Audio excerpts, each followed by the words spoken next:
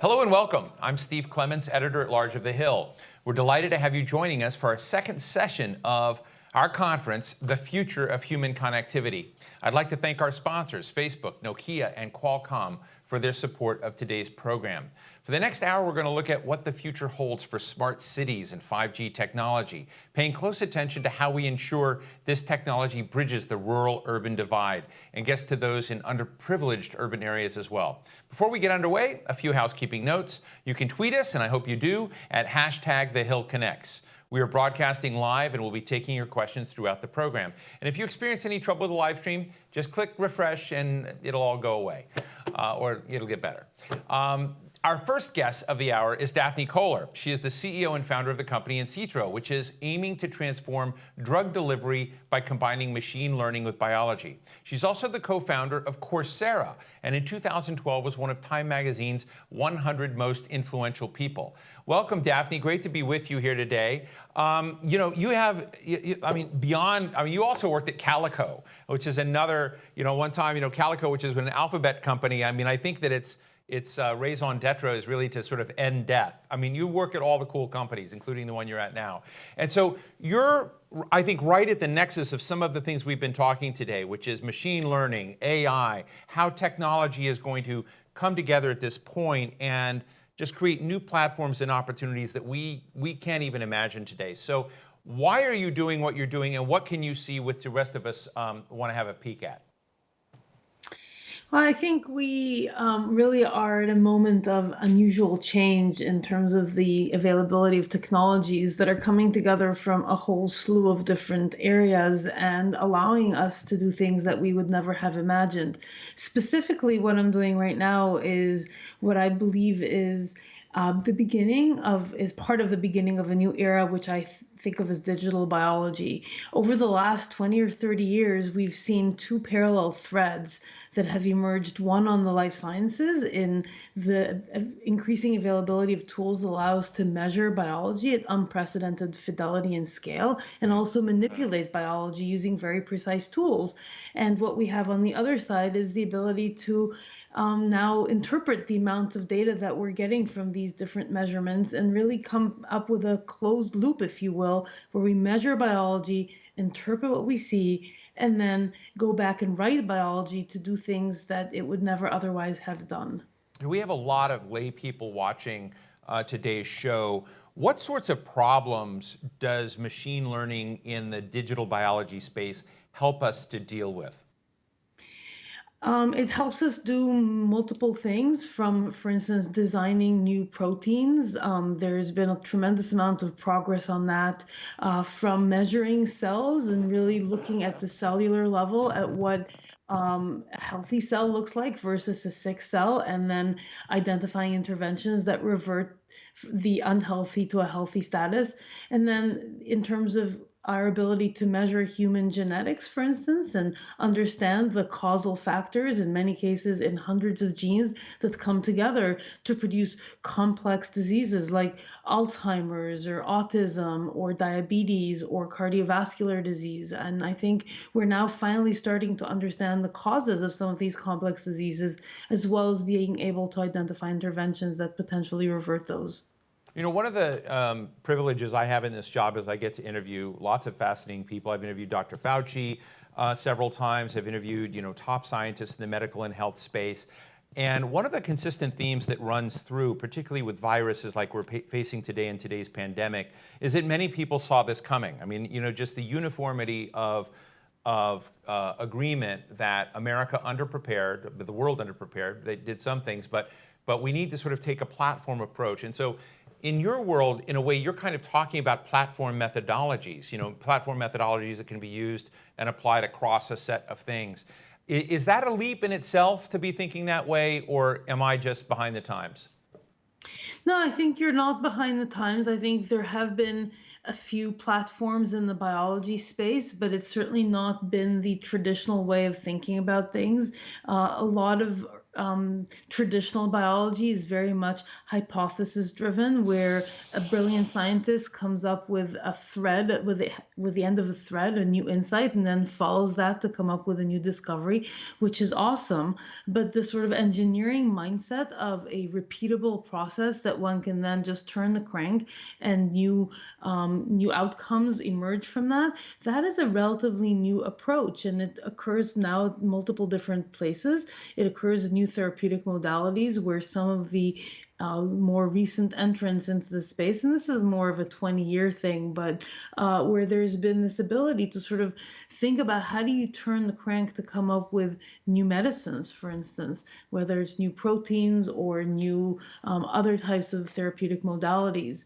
And then I think the other place where we start to see platforms is in some of, for instance, the work on human genetics to try and uncover the causal basis of disease. And there's now tools that start from sequencing of the human genome and then multiple computational tools for interpreting those sequences to really get at the underlying causal mechanisms here. So those are all platforms that when you start to string them together can become increasingly powerful. Let me ask you a question that maybe it's a science fiction type question, but are there things that we should be worried about that we're not seeing? I mean, I recently had the CEO of CRISPR on a show we did here at The Hill.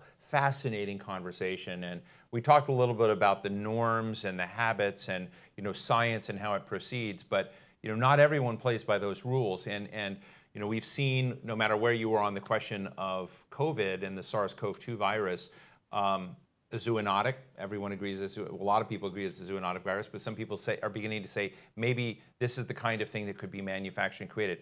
From your perspective of being deep down in the arena of technology and machine learning, what keeps you up at night? What do you worry about? So I think there's two different ways of thinking about this risk. One is the way in which evil people might end up using technologies that could be used and are being used for good, but having those people use them in ways that are really detrimental to society. And the creation of viruses is one such example that we're very familiar with already on the computational side. I mean, there's been some very nasty computer viruses out there that have done tremendous amount of damage, and it's a constant arms race between the people trying to create computer viruses and the people who are trying to defend against them. So that's one angle. The other one, which I think is honestly equally risky in some ways, is the fact that we're building increasingly complex systems that we just genuinely don't understand. And sometimes these systems have unexpected behaviors, feedback loops that sort of cause escalating behaviors that could potentially lead to things like crashes of entire economies, which is kind of the precursor. What we saw in 2008, 2009 was in some ways a precursor to that, in that we built an economic system whose consequences we didn't fully understand. And as we start to build increasingly complex systems, like for electric grids and others that rely on technology that is really quite complex, that can cause failure modes that we would not have previously predicted. Daphne, in your arena, I mean, I'm fascinated by not only your current company and what you're trying to do with machine learning, but your path and at Coursera, at Calico, and I've been recently talked to another female head of research and development yesterday of Inovio, and so we're beginning to see here and there more leading women scientists. But I just want to ask you about this inclusion question, because you are. And I, in my world, remain one of the most influential people in the world. But what does that world look like? Is it inclusive? Do you find changes happening? You're in the high-tech arena. Is this still a white male-dominated scene, or are you beginning to see progress? I think both are true. There is progress, but it's still very much a white male dominated field. And while there are obviously the cases that we all hear about, the really egregious Me Too cases, which are, as they should be, front and center in people's minds. But what I think people don't talk about nearly as much, but is very pernicious, is the much more subtle forms of discrimination, where you walk into a conversation with as part of a group with, and the people on the other side assume that because you're a woman, you're the whatever, you're the administrative assistant, you're not the CEO, and that happens to me quite often, and I think it's part of the thing that makes it challenging for women to really advance in the world if everyone assumes that they are that they're not the important person in the room. And I think it's a really challenging mindset, because how do you, as a woman, it's hard to find a way to respond that isn't problematic. You can just let it go and just have that impression persist. Or the other option is say, wait a minute, but I was the one who came up with this idea. And then, of course, you're treated as being overly aggressive and seeking credit. And so there's kind of like a no-win situation. Letting it go is not great, and speaking up for yourself is not great either. So one thing that I always suggest when I'm asked this question at various panels is that it's up to the people around you to notice when situations like this happen, and speak up. Speak up for women, speak up for people of color, and say, wait a minute, you know, it wasn't your idea, John. It was Mary's idea, or it was the idea of Jose, or whoever it was who came up that got ignored the first time they came up with this idea. I really appreciate your candor on that. It's something I think is important to highlight and to raise, because I've heard things very much, and so I appreciate you sharing that experience. Let me ask you to not put on your Coursera hat, but your experience with online education and changing it, because part of this new world we're talking about, and I guess there's always a tension between, do you design something for the smartest kids in the room, or do you design something to kind of bring everyone along? And we're basically about to make a technological strategic leap. And I guess my question is, for people who are going to get jobs in this area, people who are going to have literacy in this area, how do you bring on, there's no school, four-year college, liberal arts degree that's necessarily ready for the world we're stepping into. So I'm just interested in your insights in how we train and prepare a society that doesn't have literacy in what we're creating. I don't have literacy in it. I'm trying to, but, sign me up for a Coursera class. I think before we even get to Coursera classes, there is a tremendous inequality of just access to basic technologies, and the ability of people who don't come from privileged backgrounds to have access to internet, to have access to basic devices. I mean, yes, it is true that most people have a mobile phone and even a smartphone, but that's a very limited tool if what you're looking to do is have a meaningful educational experience. You can't really type on it very effectively. You can't do homework assignments. So how do you get people to have access to even just the core capabilities that would give equality in terms of opportunities for education?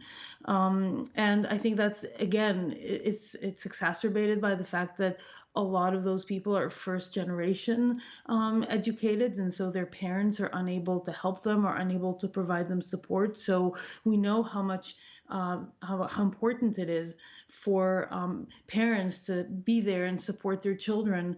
That was true even when we were just talking about reading and writing, but now that we're talking about access to technology, I think it's even more important. And when the parents don't have those skills, it's much harder for the kids to be technology savvy and really engage in this digital world that provides some of the rest of us amazing opportunities, but they're kind of shut out. I also want to ask you about the health of the science ecosystem in the country. And you've worked at a lot of private firms in this, but all of the firms that I think, have relationships with universities, some of those have relationship funding universities with things like the National Science Foundation or the NIH. And I guess one of the shockers that I learned recently is, became aware of just how paltry the science investment, say, in the National Science Foundation is. NSF is not NIH, but National Science Foundation has an $8 billion budget, and I met the former director who was then fighting to get her budget from about $7.5 billion to $8 billion. We're talking $1 billion, which may sound big, but it's pathetically small when you look at that as the national investment in the science partnerships in the nation. So I'm editorializing, I'm allowed to do that. But what do you think? You're a scientist, you're in this world, does this suck? it sucks incredibly badly. It sucks on a couple different dimensions. So not only is there limited financial support for science, there's also a surprising amount of disrespect for basic scientific findings. And I think we've seen that in, frankly, the response to the coronavirus pandemic, where basic scientific observations about, say, the importance of wearing masks are ignored, and there's science behind this. And people have done incredibly rigorous studies to understand the value, for instance, of wearing masks, and there's groups of people who just ignore and dismiss that science, and that causes tremendous harm, because with the proliferation of different news outlets that we have around us, and the difficulty in knowing what is true news and what is fake news, it becomes easy for people to dismiss rigorous science in favor of a fake science, and cause tremendous harm to individual people, and especially in the context of an infectious disease like COVID-19, to the people around them.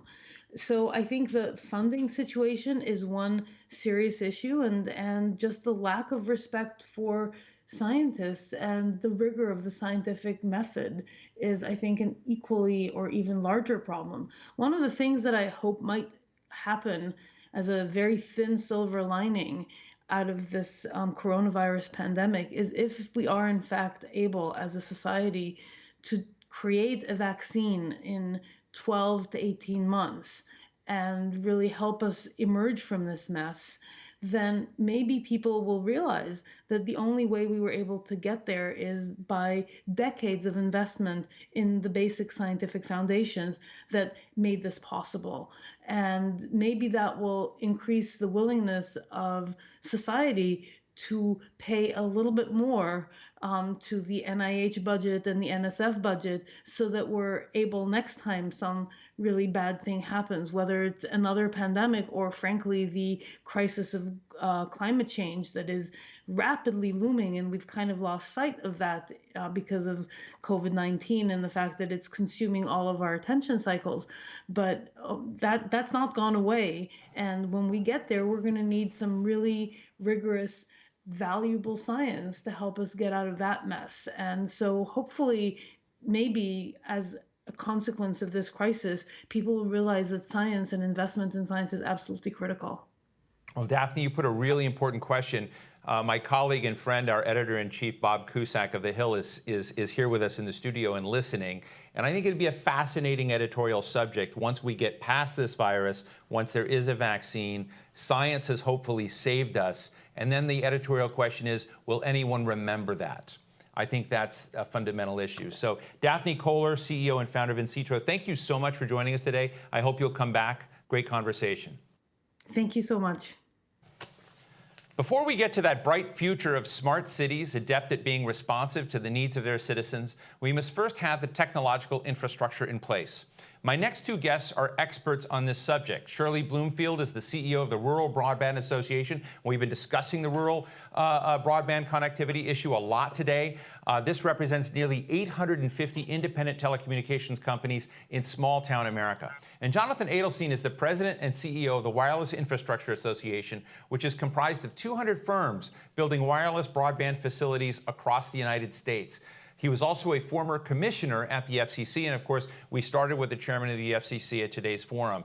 Welcome to you both. Great to have you here. So I sort of feel like, why can't we just leave it to both of you to solve all this? You know, wire the country, figure out the rural area. We had Larry Irving up and saying, hey, don't forget the parts of cities that aren't connected. And so let me just start, with you, Shirley, and ask, what are the deficits in our infrastructure that we have to get right to make the promise of 5G and single millimeter wave and all of this, inclusive and to really make it work for the nation?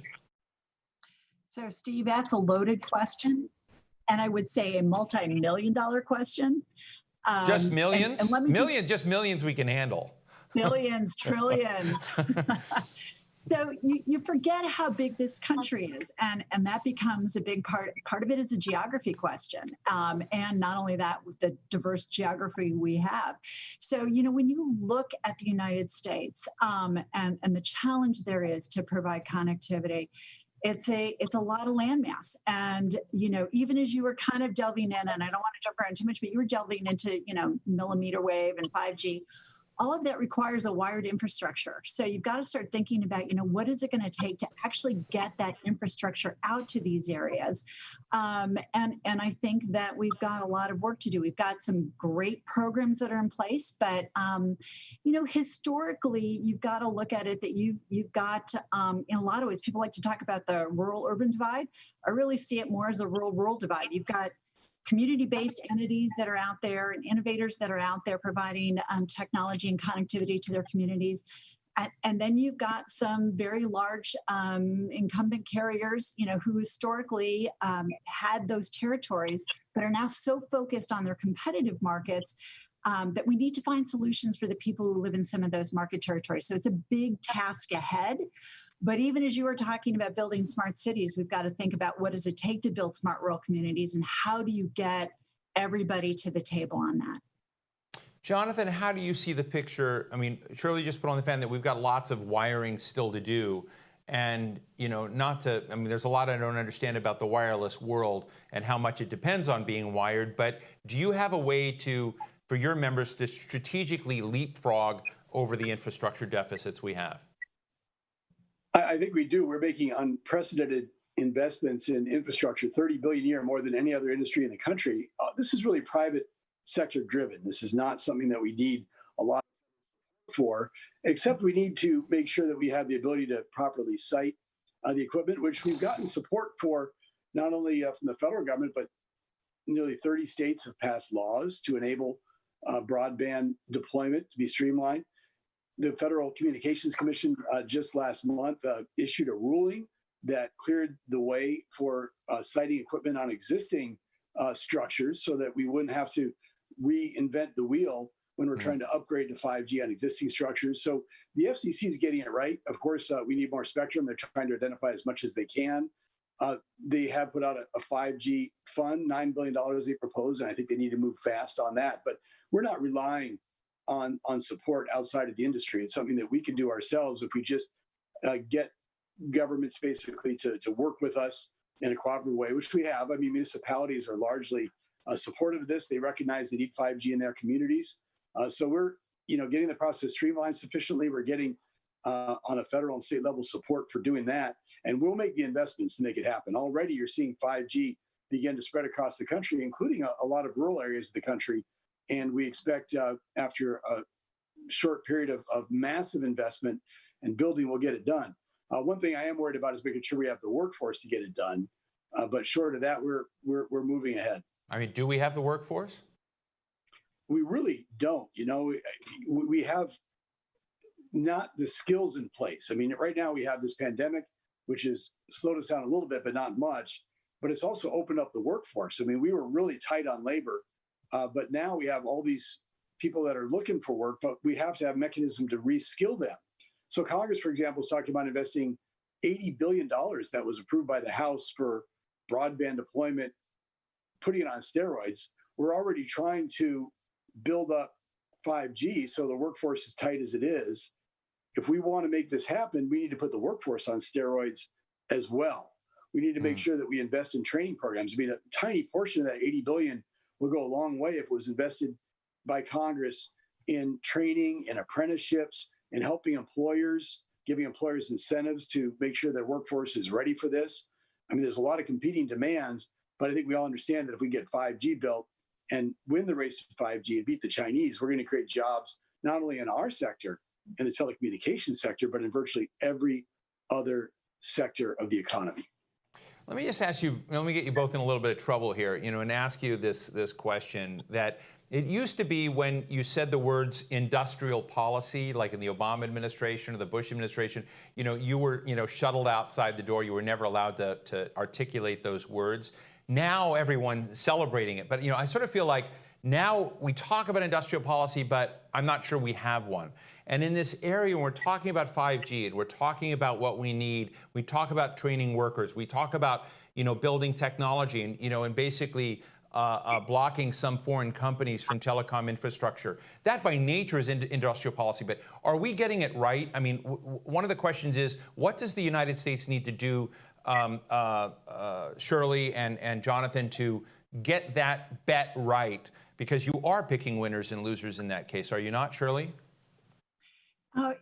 Absolutely.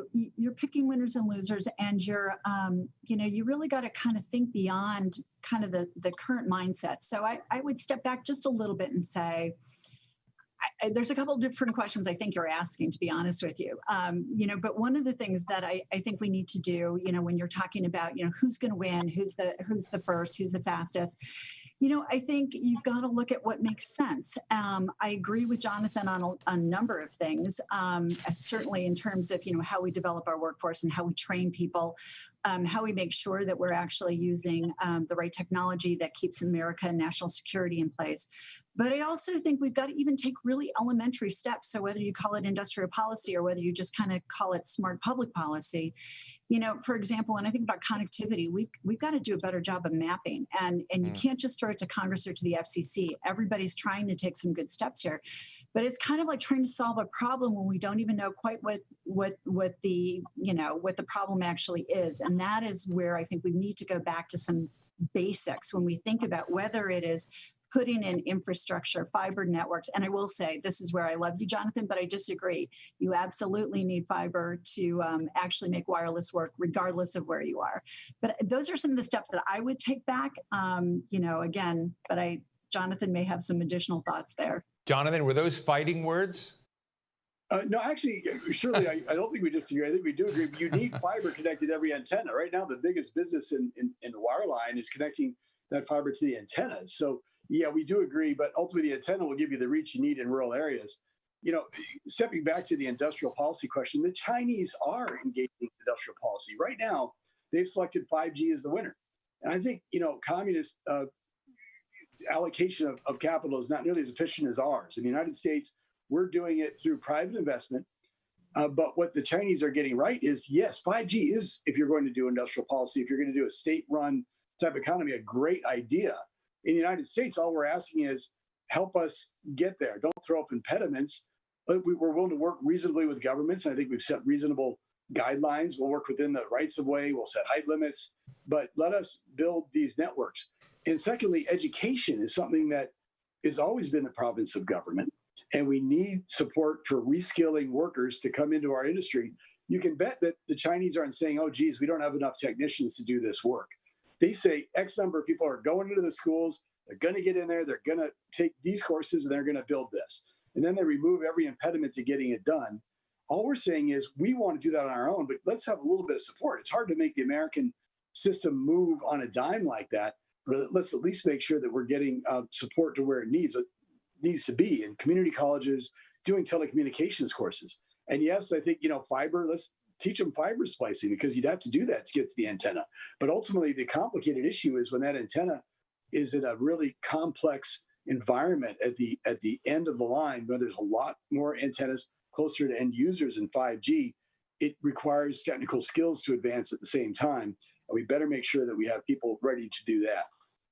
One of the, I think, big challenges, and right at the core of the reason we did this conference, is we've seen lots of conversations about gadgets being connected, about the Internet of Things, 5G, data, all of this coming together. And it almost sounded like there's a, techno-determinism that's beyond people and humans that it's supposed to be about. So I said, well, why don't we talk about what humans want? Put them back in the driver's seat. But there is this tension, I think, between what's happening technologically and what's possible, and whether people become enhanced and empowered by it, or whether they become victims of it. And so I know you both represent industry, but I guess my question is, not what's the answer, but how do you get it right so that humans aren't left behind, so that they are built in to this and not just run over? Shirley? That is such an intriguing question, because you're kind of saying, how do we use technology for the good? And honestly, if there have been any lessons that we have learned from this pandemic, it should be how technology has really helped us stay connected, helped our kids continue to learn, helped our people to use telehealth instead of going into what might be a dangerous situation. So I think it's finding that balance. Where is it that, when you're talking about precision ag, the ability to increase the ROI and the efficiency for an American farmer without tipping to the point of, well, you know what, I don't need anybody to actually, man the farm. I think that there are so many interesting applications we are just on the verge of. But the things that I find the most intriguing are the ones that actually have that human element, where the technology aids our ability as humans to do something better, to do it smarter, to do it faster, but also with an edge of collaboration. So I'd like to think that we've learned a lot about that during the past 4 months, and those are lessons that we can take forward. But I think that this has accelerated some of those artificial intelligence, connected devices, has really kind of gone into overdrive, given the fact that we are all doing all kinds of connected things from wherever we may be these days. Jonathan, your thoughts? Well, yeah, obviously there's good and bad that comes with the internet. I thought it was going to be all good when we first started, when I was on the FCC, in an earlier era. But I think surely it's dead on that we are looking at this pandemic. We couldn't do our jobs without broadband today. And I think about the healthcare applications and the life-saving service that telecommunications can provide, where people can't go to their doctors, so they're calling in on FaceTime to determine whether they need to go into the hospital because they can't breathe.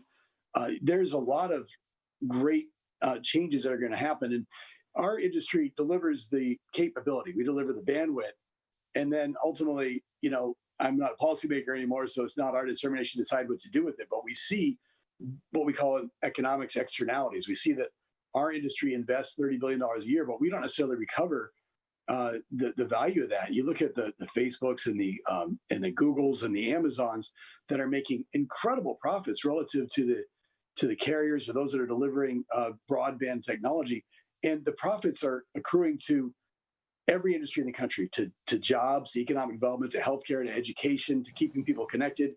And yes, there's some things that go with that we don't all necessarily like, but there's also some wonderful things that happen. And if we didn't do it here in the United States, if we let the Chinese, for example, win the race to 5G, the next Uber might be founded there. The next whatever it might be, the next application we haven't even thought of yet will happen in another country, and those jobs won't happen here, and people won't be able to put the food on the table for their families or generate that economic growth in rural areas, which would otherwise be there if they were connected. So I think from a policymaker perspective, the 5G investments are more than justified by the fact that every sector of the economy is going to benefit, even if there are some downsides that ultimately policymakers can't control when those broadband pipes are wide open. Well, this has been a fascinating conversation, and Jonathan, we didn't get to the part about you being a great harmonica player and playing with rock Hall of Famers, and I see the musical keyboards above you, but that'll be a whole nother show. But I want to thank Shirley Bloomfield, CEO of NTCA, the Rural Broadband Association, and Jonathan Adelstein, President and CEO of the Wireless Industry Association. Thank you so much for your insights into this, and I hope you'll come back someday, because we'll keep at this. So thank you. Perfect. Take care. So my colleague Bob Cusack has been listening to me here for a minute. And I just want to say, Bob, maybe one of the mistakes we make in this forum or these kinds of forums is we're bringing on really competent people who seem to have their act together. They've got a plan, they've got strategy, they know what money they have going on. And government lately doesn't seem to be operating with those kinds of plans. So maybe we ought to have a thing of people that just aren't as organized, or sloppier. But I know this is silly to say, because government and all of these things aren't so neatly achieved, and there are a lot of accidents and failures to act.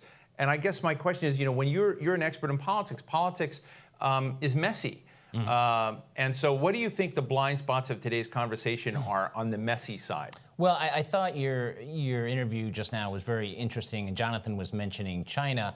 and that they are not going to be sitting back and saying, well, we've got a workforce issue, what are we going to do about it? That basically they're better at dealing with their workforce issues than we are. And it was interesting in the conversation, too, that you need, obviously, you're talking about private industry, but being helped by the federal and state governments. But when you think about the workforce and going forward is, listen, I mean, we've got an aging population, so if there are workforce issues now, then there's going to be problems down the road. And the other thing that your conversation made me think of is as bad as COVID-19 has been to the health and to our economic well-being and millions of people losing jobs, think about if COVID-19 had hit before the internet. That would even be more devastating because so many more people wouldn't be able to do their jobs from home. So that, I think, kind of with some of the thoughts that came out of your conversation with them. You know, there was a book once called More Human, and this book was written by a conservative. He actually has a Fox News show, and the idea that he was positing is that progress may be the wrong ideal, that maybe we need to think about, you know, what people need in their lives, slow things down, not look at, you know, all of these steps forward. I don't necessarily buy it, but it's a very interesting take that perhaps, and it gets at that question of the nexus between progress and keeping it connected to people, and whether that is, you know, fundamental or not. Let me ask you another question, which is about debt, because nearly every person that we've had on, I think we'll have somebody on later that raises a counterpoint to this. But a lot of people talk about the need for more investment, the more infrastructure, more money for schools, you know, safety, investment in science. But our debt levels are skyrocketing. Do they matter to anyone anymore? Because you've sort of seen a lot of the GOP in Congress all of a sudden doesn't seem to care much about debt, and you know, maybe some of the Democrats look like fiscal conservatives in this, but we don't talk about debt. We talk about, you know, what do we need to put in it? But is that a topic that politically has been taken off the table? I think it's a great question, Stephen. I do think that eventually this debt is going to matter. I mean, you have entitlement programs, specifically Medicare, that are going bankrupt. And as you mentioned, you know, neither party is really talking about it now. And at the beginning of this Congress, Nancy Pelosi adopted a pay-as-you-go rule, which did not go over well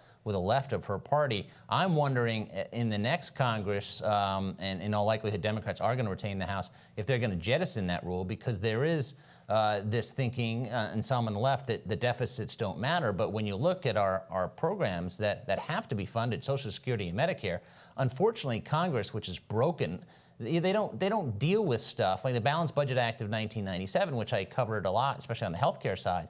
They didn't balance the budget until they had to. Medicare was going bankrupt. It was a couple years away. So I do think eventually it's going to matter, but right now it really doesn't.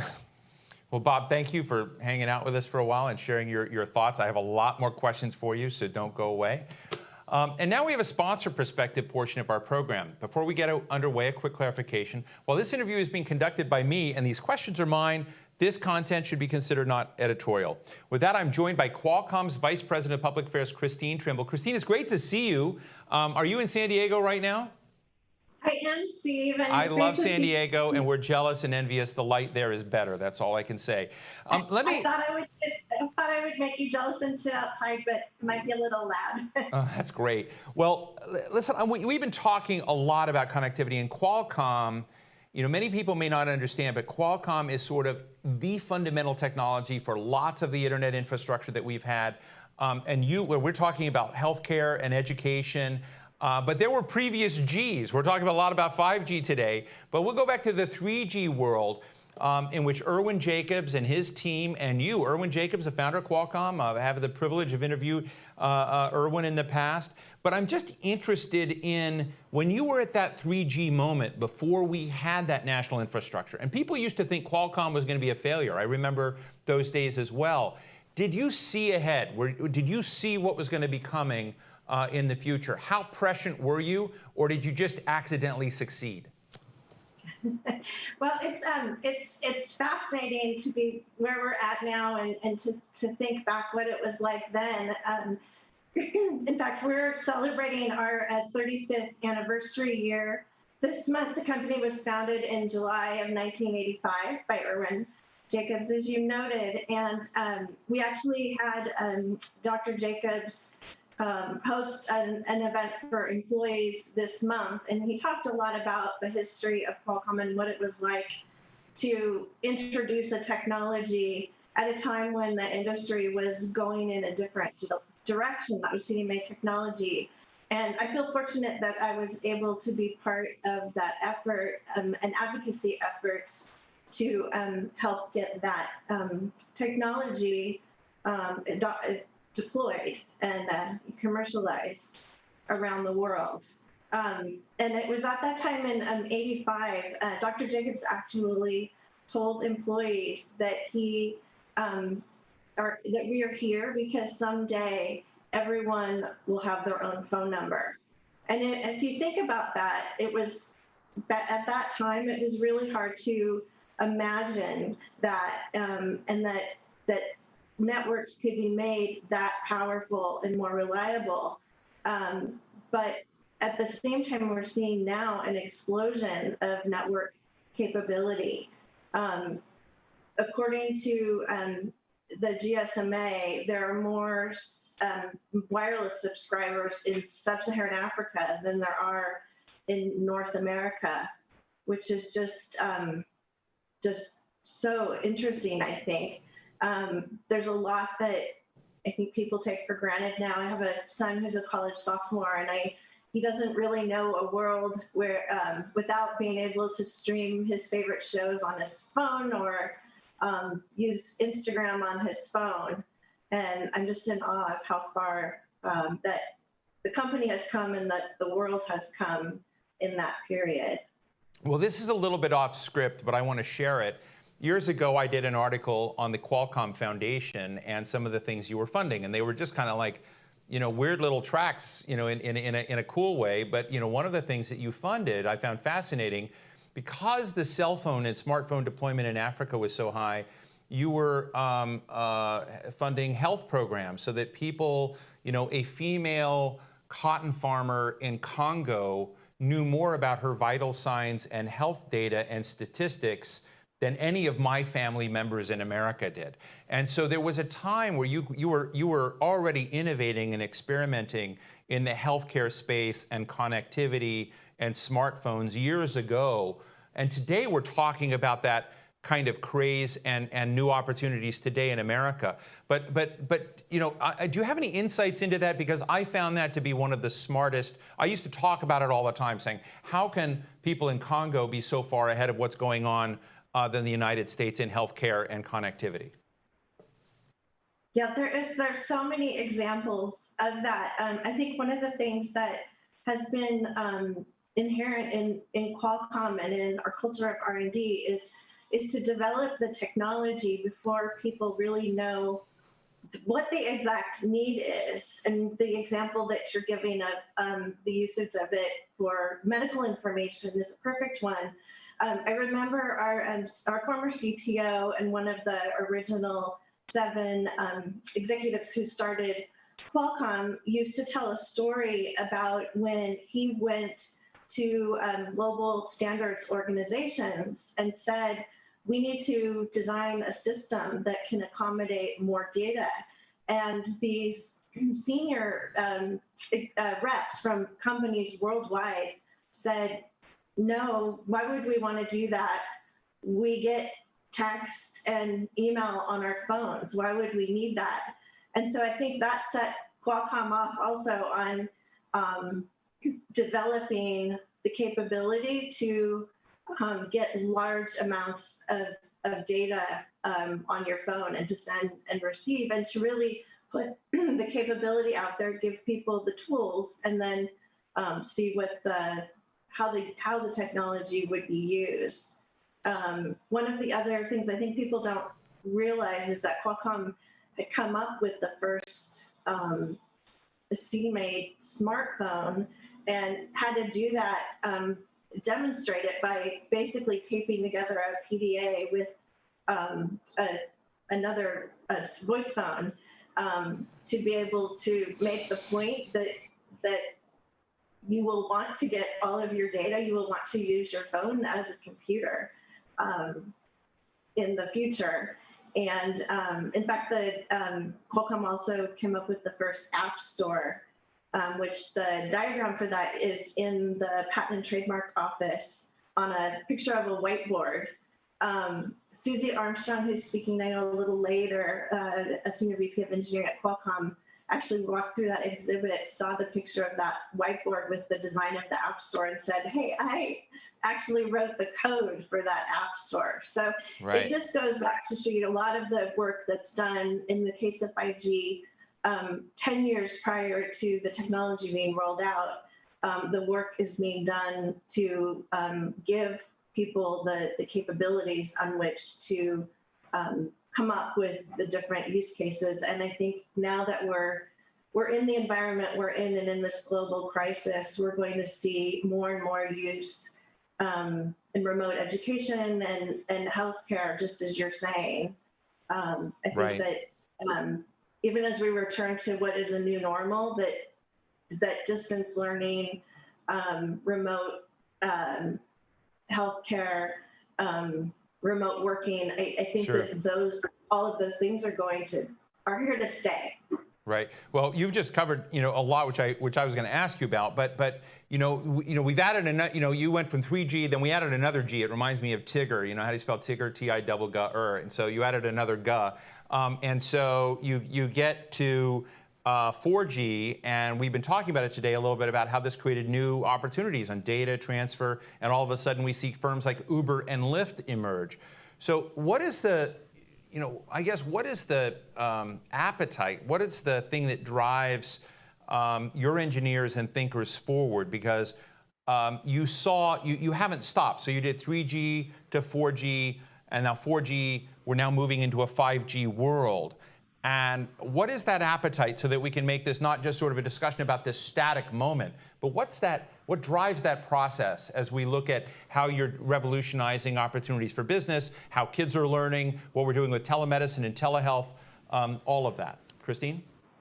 Yeah, and I think it's interesting, you're not hearing the kinds of skepticism or naysayers now around 5G. I think people have come to expect that they're going to have high-speed data on their phones. They have for a decade and a half or so.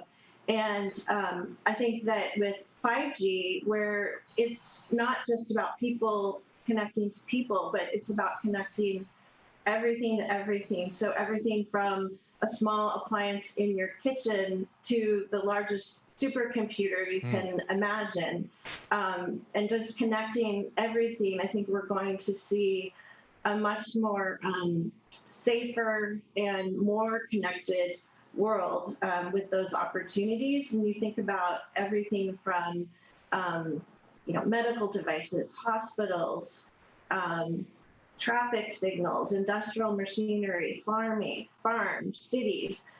It's kind of an endless list where everything is connected.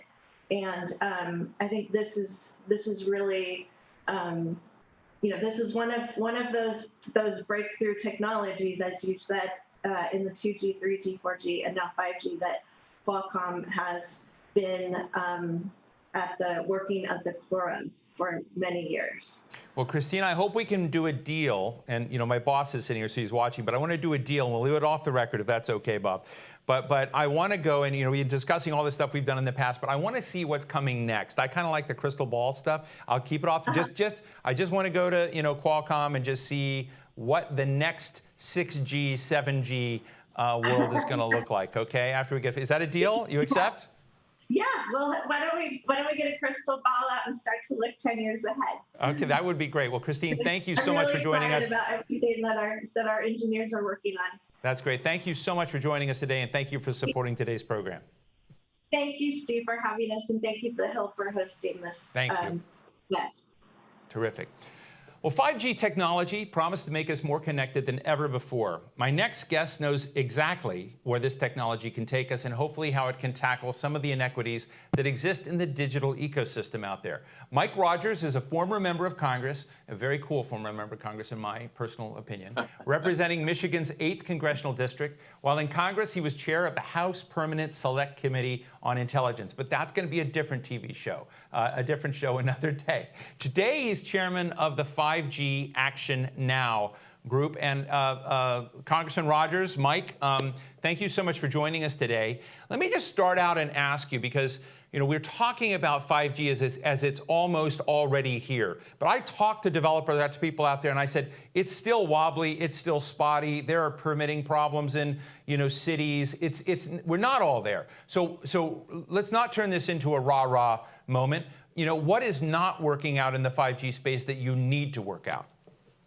So, and thanks for having me, Steve. It's great to see you. Thanks for the kind words of getting out of Congress is kind of like being on parole. So any kind words at all are well received.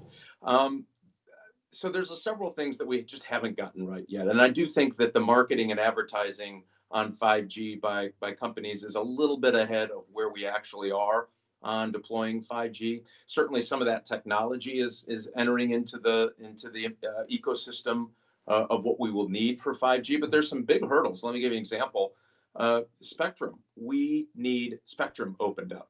And so one of the things that 5G now that we've been trying to do is advocate for a good spectrum transfer. There's something called Goldilocks spectrum, and that's the sweet spot for us to have a more rapid deployment of 5G gear across the United States. So Chairman Pai has done a wonderful job. He's done some of that.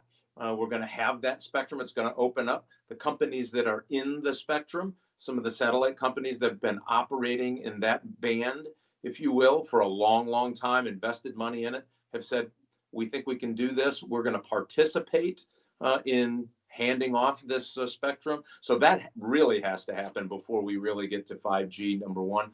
And number two, little things. We have to get rid of the old Huawei gear. We have to rip and replace and do things like that to make sure that our trusted vendor infrastructure has the capability to actually win this fight and become real vendors in the next 5G build out that's going to happen. So all of those little things, I call it the underbrush of 5G, needs to get there. And you're right, we have lots of towers to put up. Millimeter wave probably works okay in cities because there's lots of density, but you still have to have lots of antennas. You get this other spectrum, it's the sub-6 they call it, is really, really good stuff. So that would give us more options and more opportunities to build out. And then again, siting these towers all across the United States. Some cities have banned 5G towers because they think there's something bad with them. So we have an education campaign to go on to make sure people are making decisions based on what is really happening with these towers and what it means to the economy. And man, we do not want to come in second place on 5G to China. That would be a disaster for future prosperity of generations of Americans. The Hill is a place, and you know the Hill well. The Hill likes lists. What are the best lobbying firms? What are the worst? What are the best cities in the country that are getting 5G right? What are the worst? It would be hard to say. The cities who have come out and banned, and there's several, and I don't want to embarrass them. Go ahead and embarrass it. It's a great opportunity. Put a spotlight on them. Oh my God. I would say those cities, they tend to be out west, concentrated out west, are making a serious mistake by banning 5G towers and the ability to move 5G. Cities that are getting it right. And remember, 5G will be most impactful for cities up front because it's going to be easier to deploy. You'll have the market valuation of, I'm going to get a return on my investment if I invest in 5G in New York and Chicago and Miami and San Francisco and Los Angeles much quicker than I will if I'm trying to build it out in rural broadband, which is a whole nother issue we hopefully will deal with someday. But that's going to happen first. So those cities are going to get it right first. A lot of cities are competing for it. They want to be the first. They want to be that first city that has 5G. And really why this is important, you think about wireless cars, telemedicine, remote manufacturing, remote surgery, all of that has to have a 5G very low latency. And that latency is likely to happen in cities first, and then we're going to build our way out. And that's not, obviously we need to build it out if we're going to have a more robust participation. So cities, for the most part, are going to be okay. It's just these few knockoffs who have decided that 5G does something bad for you, which there's no scientific evidence to show that. That's where we're going to bump into some problems. But the problem is with those cities, we'll go right around it, and everyone else will be prospering with this new 5G technology. And remember, it's like it is almost $4 trillion in the next 15 years, 22 million jobs just surrounding the 5G build out. And then all of the things that happen because of 5G, we can't do on 4G. So, Mike, one of the great geopolitical contests today between China and the United States is over 5G. And so you just mentioned a moment ago Huawei and those issues. And I'm just going to try to be polite, but to those of us who watch it and have been watching, these relationships for years, it's confusing because some days it looks like the president is using the Huawei issue as a negotiating ploy and that he might give it. And we saw that with ZTE. What is the line between using something and holding a firm hostage over something and really saying it's a clear national security issue? Because those of us, and Bob Cusack and I were talking about earlier, those of us who might see that, okay, it's a national security issue, then what are you doing to actually build an option? Where's your strategy with Europe, with Ericsson, with Nokia, with other vendors and possibilities with Qualcomm to deal with that? Because otherwise, you've divided the world. So I'm just interested, are you engaged at all in that debate on saying, okay, if you're going to go that direction, then these other steps are required? Because a lot of us don't see those other steps being put in place. Yeah, I am involved, and I will say that we're a little bit slow in this. That's what's been frustrating to a lot of us. And I think the president was right to say, hey, we've had enough of these unfree market principles being engaged to beat back competition from what we would call trusted vendors, companies like Nokia or Ericsson or others. And so what can we do? And let me back up. The Chinese government has decided they want Huawei and ZTE to be their dominant players worldwide. So what are they doing to ensure that? They're spending billions of dollars on research and development, the government, not the companies, the government, and then the companies are subsidized by the government to give these outrageous deals. The one I heard just the other day, a 20-year payment plan where you pay zero for the first 3 years, all the engineering, all of the costs for putting it up at the network and operating the network is not charged to you. There is no market-based business in the world that can do that and can compete with that. So people have been saying, well, gosh, it's almost free. I might as well take it. Well, Mike, that used to be called dumping, but we were part of the WTO and we could go challenge nations that were dumping. But the United States is not really helping the WTO very well. So, I don't mean to interrupt, but we used to call that dumping, right? Fine. Well, completely. Or, they're illegally subsidizing these business deals. Now, there are things that we can do, what we would do with a free market approach to this. And we want to strengthen, by the way, those trusted vendor networks. So, one of the ways we can do that, this plan called Rip and Replace that Congress has passed, I think it's about $2 billion to say where Huawei gear did get infiltrated into these networks when there wasn't as much heightened security for it. We need to get rid of that gear and replace it as fast as we can. We should help the companies do that, number one. Number two, what we can do to beat back these Chinese subsidized deals is offer our own loan programs. And we used to do this a lot more, where, if you had a company that needed a loan to do business and fill in the blank, you still had to pay the loan back, which is unlike the Chinese model. But it does help make these vendors more competitive. And we can do that under the national security guise. And I argue, yeah, we ought to do that. We need to compete in this. And this is the thing that I think is lost on this whole topic, Steve, that I think is really important. So in the last couple of years, China has used this something called social scoring system. And every citizen in China gets assigned this kind of a grade, if you will, based on really hundreds of points of data that the government collects on these citizens. And because the Chinese Communist Party didn't like the performance of that particular citizen. Last year alone, they did something like 3 million denials of domestic travel, meaning can't buy an airline ticket, can't buy a bus ticket, can't buy a train ticket, because the Communist Party decided they didn't like who you were doing. This is the same government that's investing in this 5G build out all over the world, saying, hey, nothing to worry about. No, nothing to see here. Move along. And for some reason, we've had a difficult time getting people to understand that once the Chinese touch your data, they're going to own your data. And we just can't have that. That's why we've been on this kind of aggressive push to say we have to do better. And yes, pulling out of the WTO was not a great, I think that was the wrong solution. I think we should have gotten in there and knocked elbows a little bit versus just saying I quit. There's lots to improve there for sure. But I think we could have done better by staying in and, as I said, throwing a few elbows. And then go after these other programs, but we have to do it soon. So Spectrum, cleaning out the underbrush, doing these programs to say we're going to help our trusted vendors replace gear in the United States, makes them more competitive. And then once we get that spectrum, let these companies invest in it. It's going to go crazy, and we will reap the benefit of that. Well, I'm really glad you mentioned the China case, the social capital, facial recognition, because I think we still have to have more discussions about the governance of this technology in America as well. We've got a question for you from our public. So, Michael, go ahead. Good morning. My name is Michael Novak. I'm with the Open Voice Network. We're a nonprofit directed fund of the Linux Foundation, focused on making conversational voice worthy of user trust in the private and public sector.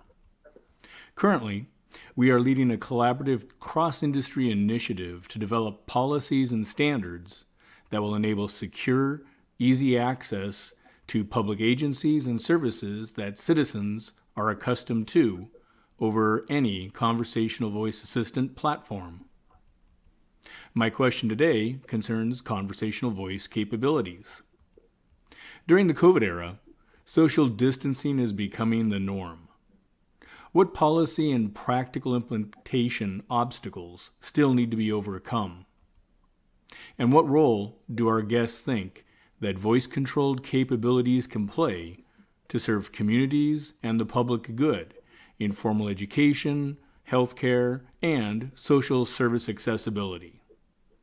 Thank you for your time. Well, Mike, this is a really important question. So, I'm going to just piggyback on what Michael Novak just shared, which is, certainly he's saying, where's voice going to go? How do we get this right? But part of the question, and I hope you can share it with the audience, is what does the 5G world open up as by way of opportunity? 4G, we had Lyft, Uber, lots of other businesses. He's asking about voice in a kind of very different sense of density of data and transfer. So as you explain 5G, and you're going to respond to Michael, but can you just, as we wrap up here, kind of give the best pitch you can of what comes next by way of opportunity from 5G? Yeah, well, think about all the things that probably won't happen as we come out of 5G. Probably not as much travel as we used to do. Do you really need to do 4 board meetings remotely? Or now can you use a platform, a voice platform, and a video platform to engage in certain numbers? Now, I'm an in-person kind of guy. I think we need to have those interpersonal relationships, and all of that is very, very important. But I do think businesses are going to take a new look at what kind of interaction that means. So can you do a lot more from home, or at least a percentage from home that we couldn't do before? And I think people have seen the productivity levels of working at home, which has been, really a positive thing. Same with education. So I do believe kids, that K through 12 experience to me is really important. I don't think we ought to wipe it out and say everybody stay at home and stare at a TV screen for 6 hours. That's just not going to work. But what we could do is have a layered approach to that, where you have some sense of time at home versus time in a classroom. I do think that can happen. And you can also, some of your best teachers can teach more kids based on the ability to connect online. Huge benefit, I think, for kids who don't have access or have a long travel time to get to school, those kinds of things. So on education, I think this is going to just rock that world in a good and positive way if we get it right.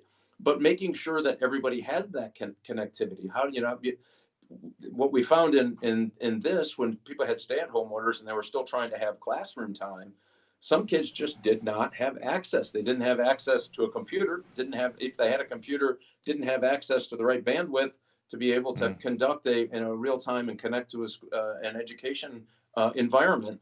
And then again, you have to have great support around some of these children. Everybody learns differently, and some kids just don't learn well by staring at a TV screen for any length of time. All of that is going to have to be worked through. However, that being said, we need to make sure that through 5G, rural broadband build out, all of that, that all the kids in America have the opportunity to gain that educational value from being connected. And same with telemedicine. In areas that don't have, we have huge swaths of the country don't have gynecology or fill in the blank. They don't have heart surgeons or whatever.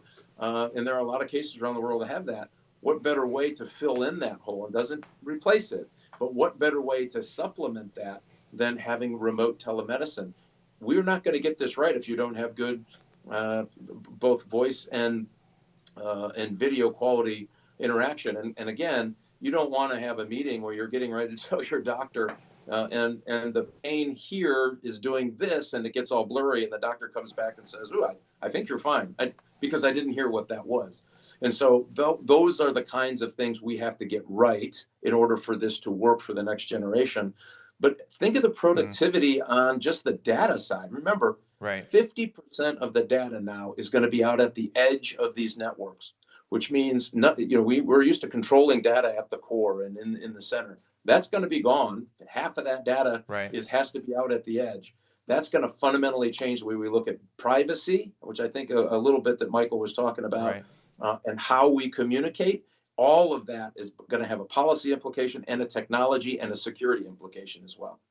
Well, Mike Rogers, former chairman of the House Intelligence Committee, chairman of 5G Action Now, thank you so much for your time today and your insights on this, and I hope you'll come back. I hope so. Thanks, Steve. Thanks for having me. Great to be with you. My next guest is Gary Brantley. He's the Chief Information Officer of the City of Atlanta. He's the former CIO of DeKalb Public Schools. He's someone who's been at the forefront of making real change in the area of digital inclusion. Gary Brantley, thank you so much for joining us today. And I should just say, all of us have been watching Atlanta, just so much going on there. I mean, the epicenter of so many waves. So I hope you're well. And I just want to get you a quick snapshot because you're responsible for actually, schools, inclusion, the digital world, and we've all been shoved into it. What's going well and what's not going well? Yeah, I think around the country, you can really look at what's not going well. I think when Atlanta's no different, when we had to jump into this telework posture, one of the things that we really wanted to focus on was our underserved community. And so when we look at our underserved community, what we were finding was a huge gap.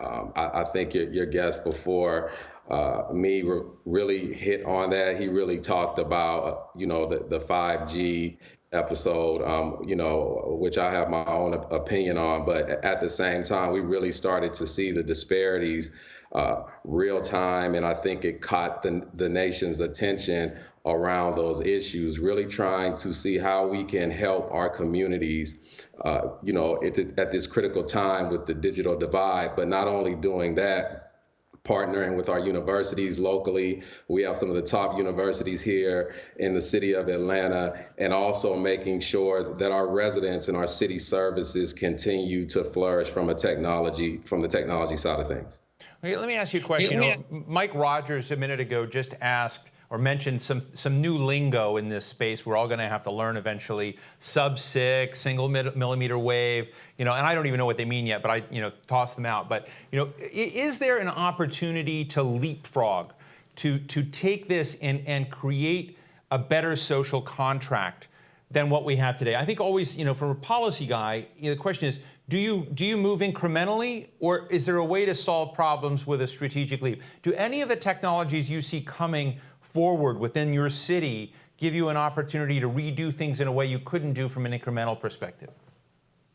Absolutely. I think, when you start to talk about this whole shift, even with COVID, I think that's proved to be extremely valuable for the city. It's allowed us to really be able to leapfrog in some areas that in government you traditionally take a long time, what I would call the whole turtle effect. I think that when you look at our ability to be able to pivot and move quickly around just the circumstances that exist, it really showed us that in a lot of spaces, we don't have to move incrementally. We can actually jump and leapfrog to where we need to be.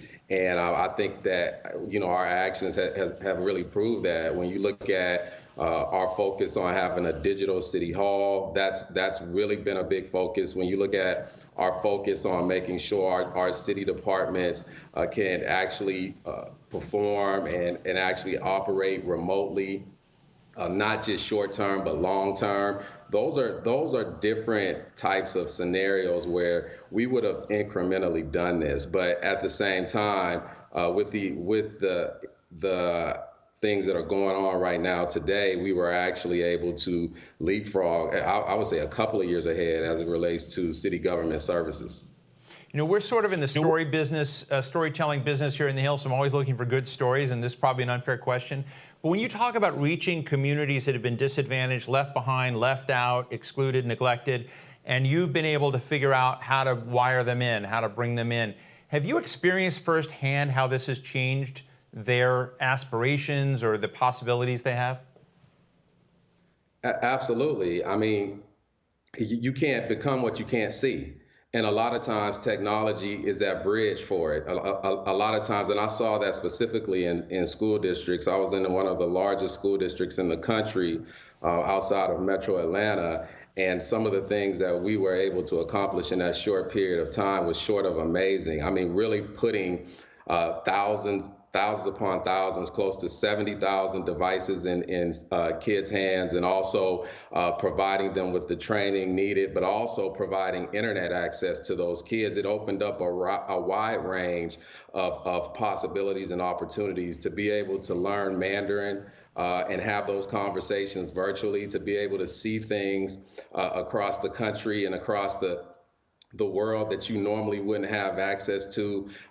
It really helps with language barriers. It really helps when you really start to look at some of those kids in those underserved communities who will never take a plane flight out of the city of Atlanta. That's huge. And what ends up happening is you start to see a transformation, not only of your underserved communities, but also the interests in businesses that want to be a part of it as well. And so that's what we started to see. It really starts to push and thrive the economy locally where you're at, when they start to see the investment at the basic level around how you want to serve your underserved communities. One of the things that Mike Rogers, former Chairman Rogers, did is he took a kind of swipe at unnamed Western cities that weren't as 5G friendly as he wanted. So he didn't mention the Eastern city, Atlanta. But I'm interested in, as you get together, which I know you do, with other cities and city leaders around the nation, both in education, but also information officers, what do you see as the legitimate resistance or concern points of some cities that aren't stepping the direction that Atlanta is going? Yeah, I really, when you look at the benefit of 5G, a lot of cities have really, and I've been in conversations about this, they really haven't seen, the benefit of it. I think just now we're really starting to see the full benefits of 4G. And now we're jumping into 5G. And I'm sure this has been a conversation even before I got on here today around just the advertisement component of 5G. It's been, from an advertising side of things, it's been really special. I think it's been tremendous. But when you look at the real benefits for the community, we're not really seeing them. I think Atlanta Hartsfield Jackson Airport is one of the or was one of the first airports to be 5G. And so when you really look at its possibilities, I think they're great. When you really look at what it's giving us right now, I think it has a long way to go. We talk about, especially in city and providing city services and making sure that we have that real-time data to make sure we're making the correct decisions and providing the right service vehicles for our residents. That data has to be at the edge. And so what that means is, we have devices that are sitting all over the city of Atlanta that can provide us real time and quick data, but the 5G component has to be there. The infrastructure has to be there and in place for us to really be able to take advantage of the tons of data that will be sitting on the edge. Let me just ask you finally, Gary, I wish we had a lot more time because, this is cool. I would love to go on a deep dive in a lot of these corners, talk about, kids in schools and all of this, but we're going to have to wait to another day. But you do have something called Accelerate Atlanta. And, I know that the progress that you have to make, retrofitting a city, getting all the pieces in place, finding the funding for it, teaching people and educating and bringing them on is a complex system.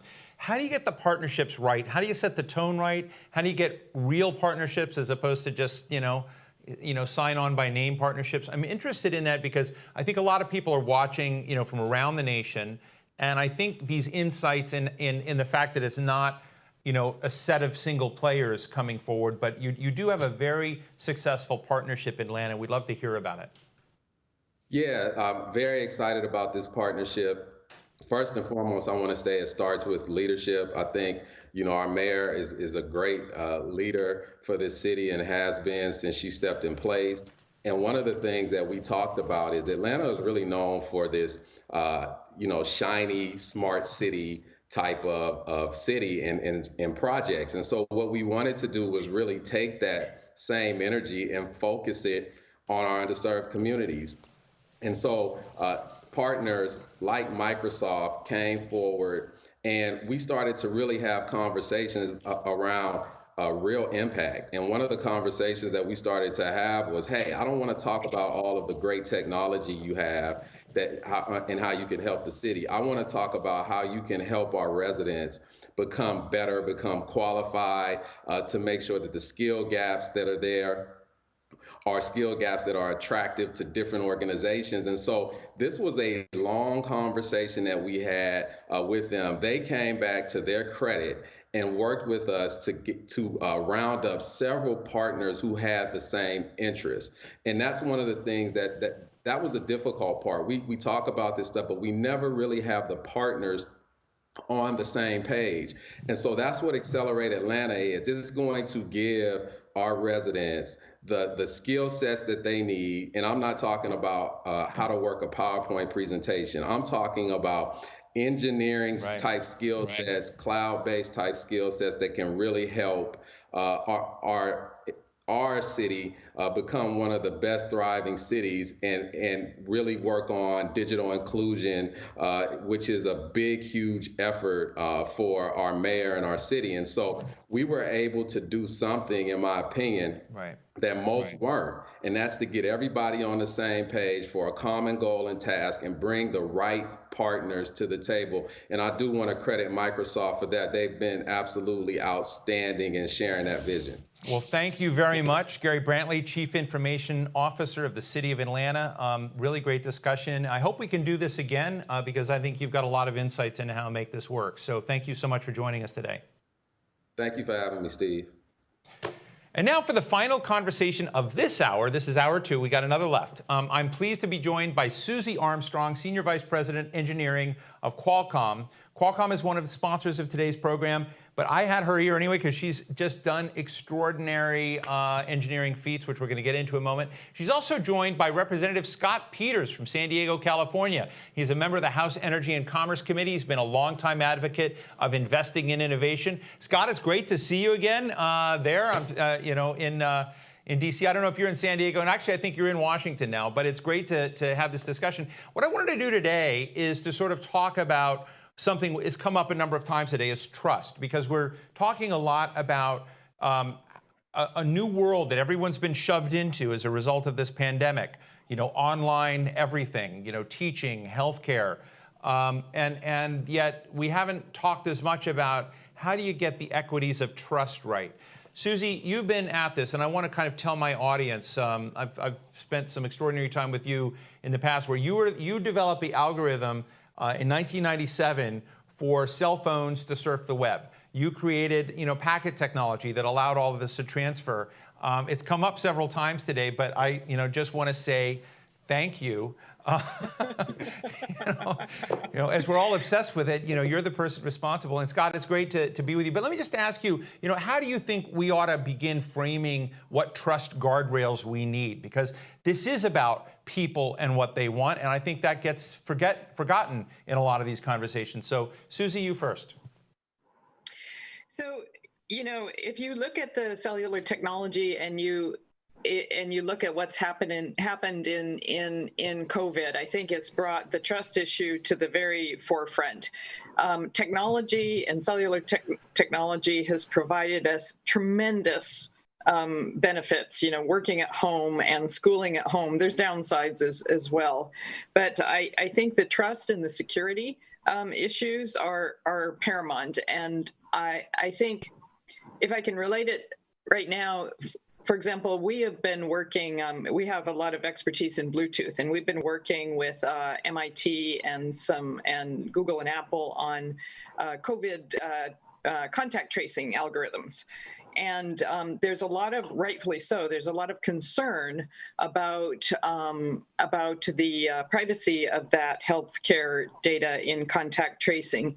But what I see is in order to be able to take the most advantage of any technology, whether it's Bluetooth for COVID tracing or it's 5G, you've got to have the technologists and you've got to have the policy people and you've got to have the public work very closely together, because otherwise you lose out on the security.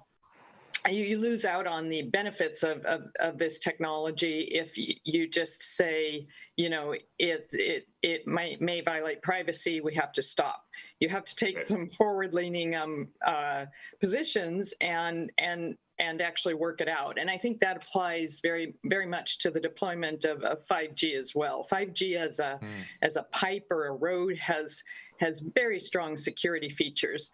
But if you're going to use it in healthcare, and we hope we do, and fighting fires, et cetera, virtual augmented reality, you have to be able to, you know, secure in each one of those use case industries. You've got to be able to ensure the security and the privacy to actually bring it to fruition. Thank you. Let me ask Representative Peters, you know, this question about contact tracing and technology and data and privacy.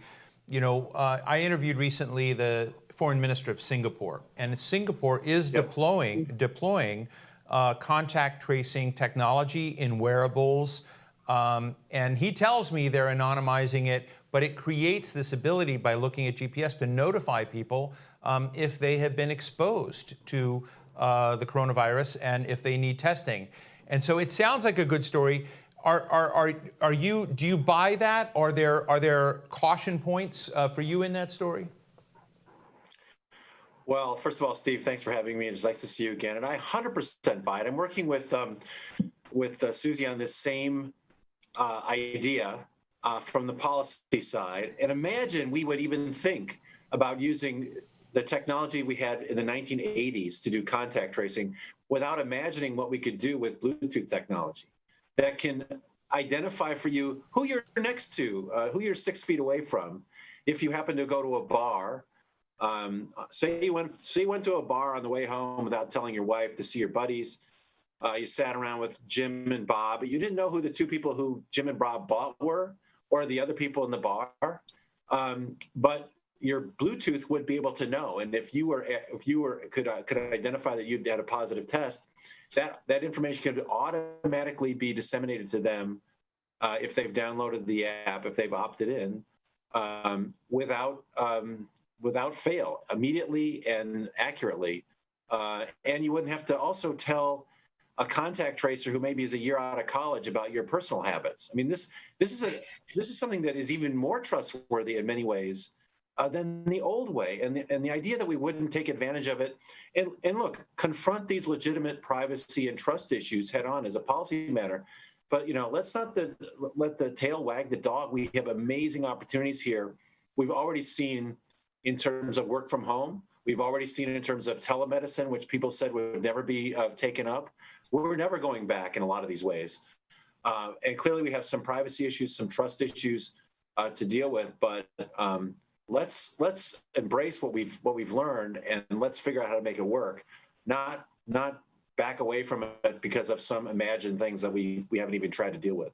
Well, look, maybe, I mean, I'm going to try to be the devil's advocate here in this for a moment and raise another point. And I'm going to say for the audience, I don't say buy this. I actually think that technology and contact tracing makes a lot of sense in this era. But there are a lot of people that say, hey, look, the Office of Management and Budget got hacked a while back. Twitter just got hacked. And so this is the US government, and this is one of the best companies in America that you ought to think, would have all sorts of protections in place. And so people become oriented around that one exception on safety, the one penetration, the one mistake. And it does come to mind. I've interviewed the CEO of Citizen, which is an advocate of an app-based contact tracing moment, very much along some of the lines you just said. But you can imagine that if someone's private life was disclosed or other elements came out, that it basically tilts the trust equation very much against that progress. So I don't want to make you responsible for fixing all of those problems, but I'm just wondering how our frame ought to be organized in such a way that we anticipate that and we deal with it head on so that we both establish, because I think that's part of the trust process, right? Yeah, and to bring it over to 5G, I think part of the policy is a core part of the trust process. If you look at 5G, and again, 5G provides a lot of very interesting security features, and you can think basically of the pipe itself as being pretty darn secure. But the pipe, when the data gets out of the pipe and is stored on a computer or stored, in the sink or wherever you store data that comes out of a pipe, there's a lot of work that needs to be done between the technology people and the policy people, and it's different for every use case. The kind of security that you want to deploy in telemedicine, for example, or robotic surgery is probably different than the kind of security that you're going to deploy in a less life-threatening type of environment, monitoring, using sensors to monitor, 5G connected sensors to monitor, water uptake in trees, which is one of my favorite applications of 5G. So I guess, the technology people can put all the features in that they want for security, but unless it's a conversation amongst the healthcare people and amongst the policy people and amongst the technologists together, you don't come up with an integrated solution. And that's what I think. That's why I'm very excited about the kinds of discussions that are being had in, for example, in the standards organizations around this. You've got people attending not only from the core technology companies like Qualcomm, but you've got people attending from automotive. You've got people attending from healthcare as well. Right. I mean, it would be a mistake if you didn't take these head on. And I understand, for instance, in that contact tracing example, that the technologists have talked to the ACLU about privacy, and that's good. But I also say we're fortunate to live in a country where we have laws that value privacy and protect privacy. And I think we should also be aware that some of the competitor nations don't have those same values. And I think one of the things we ought to be thinking about is how to make sure that our American companies can compete on a level playing field, so that technologists that are responsive to these privacy concerns are the ones providing us our hardware and our software.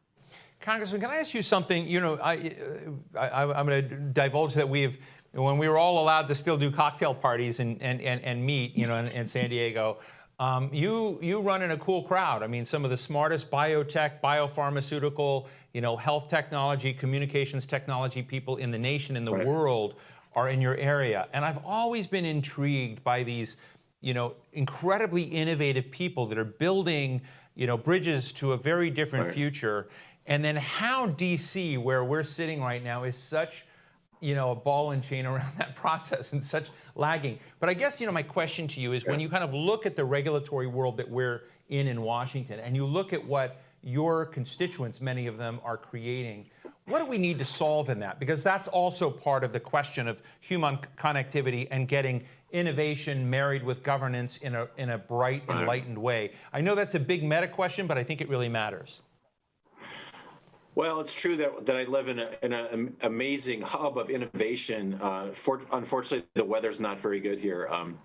But I would say I think there's a real cultural issue with respect to both places. So, in my community, people sit around the table and they think about solving tomorrow's problems, and they welcome the opportunity to look into tomorrow, and they accept the uncertainty and they run with it.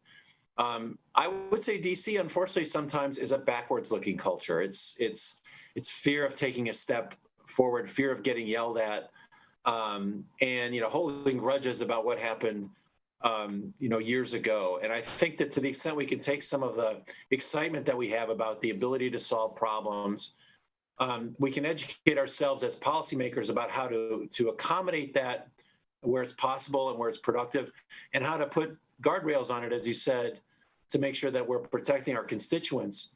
I mean, I think we have a great opportunity here, and I hope that we will think a little bit more culturally about these changes as opportunities rather than as things that are too expensive or we don't understand.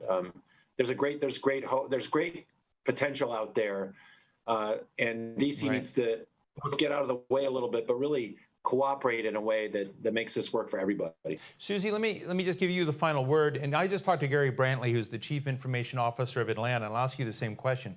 Does this 5G world that we're moving towards give us any real, genuine opportunity to solve some of the inclusion mistakes and deficits we've had in the past? Can we, when you think about trust in part, it's not just trust for the people in the camp. It's a question of how do you get trust among those people who haven't done well or haven't been connected. And I'm just interested in whether you see our social contract can be broader, bigger, better, moving into something that's going to be comprehensive, or whether that's a pipe dream on my part. I don't think it's a pipe dream at all. And to Mr. Brantley's point, one of the things we're really excited about that COVID actually brought to the forefront of everybody's conversation is the kind of connectivity that we've been able to pull off in areas that have connectivity for education. And for example, San Diego Unified School District, which I think Congressman Peters knows is one of the largest in the country, they actually went partially with local companies, including Qualcomm's help. They went from in-person to online teaching for all of those students, 127,000, I think, in 3 weeks. And I think that was a combination of using technology and using their contacts in the San Diego area. And I guess my point here about the social contract and where we go with this technology, just to be practical, there's a lot of discussion about, rightfully so, about the 30 million Americans who do not have access to high-speed internet. And a lot of the focus, rightfully so, goes to rural areas. But there's also a huge number of economically underrepresented people who don't have access to that. And I like to call that not the digital divide, but it's a connectivity divide. And cellular, starting with 4G, and moving to 5G and millimeter wave, I think is a really key piece of the economy and education and workforce going forward. For example, you don't necessarily need 5G to do your homework online, but you do need cellular. And so when people talk about expanding broadband and such, I think what the pandemic actually showed to us is it's not just Wi-Fi. You can't go down to the coffee house anymore to do your homework. You can't go to the library to do your homework. These are all places where people gather. So I think it's cellular. And then if you look at 5G, and there's a lot of discussion on sub-6 spectrum versus millimeter wave spectrum, and it's all of the above to get a truly connected nation. But if you look at rural factories, for example, if you look at augmented reality for firefighters to be able to safely, enter a building and know what's going on inside, those applications require 5G, and they require millimeter wave. They require the high bandwidth. They require the fast response time. And it is those kinds of technologies that we really need to be pushing towards if we're going to be able to, take advantage for both education, for healthcare, and for all these use cases that we see. Well, Representative Scott Peters, I want to say thank you. And isn't it cool to be on with Susie Armstrong? I mean, we owe her for so much more than sending pics on Instagram and surfing the web. There's a lot more there, but those are two highlights that many of our viewers will understand. But I want to thank you, Susie. Thank you so much for joining us, Representative Peters. Really, I thank you for your time and your insights into this. And I do think that we've got to keep these trust questions and how to get it right there. Thank you for your insights on contact tracing and what we can do with Bluetooth and wearables too. So thank you both. Yeah. It's an honor to be invited. Thank you. Thank you.